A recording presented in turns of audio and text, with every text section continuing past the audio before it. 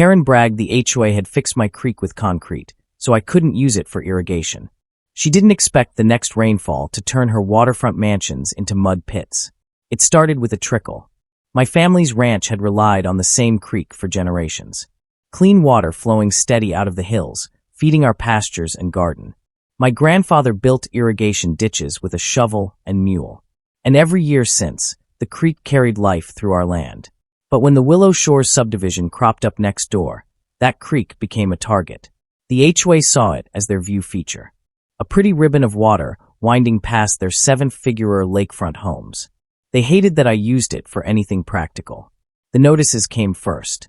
Ceased diversion of community water on fodderized use of shared creek. All nonsense. The creek was on my deed, confirmed in black and white. I ignored them. Then came Karen, clipboard in hand, heels sinking into the mud. She stood at my fence line like a queen surveying peasants.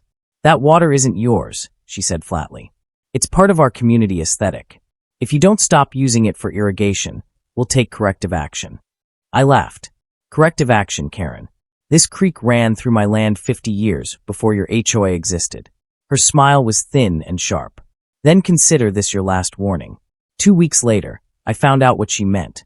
I walked down to the bank one morning and froze. The creek bed was choked with gray concrete, poured thick as stone. The current gurgled weakly through a narrow gap, already damming up debris. Fresh tire tracks led back toward the subdivision. They'd done it. The HOA had literally filled my creek with concrete. Rage boiled in my chest. That water wasn't just tradition. It was survival. No irrigation meant crops failing. Livestock thirsty. Land withering under the summer sun. They thought they'd crippled me.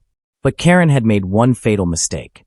She never asked what else that creek drained because it didn't just water my fields.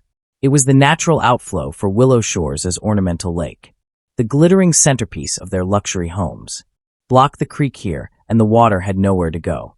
I stood on the bank, fists clenched, and let the anger fade into something colder. Calculation.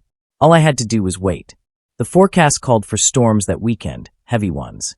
And when the rains came, they'd learn exactly what concrete in the wrong place can do when nature decides to take back what's hers.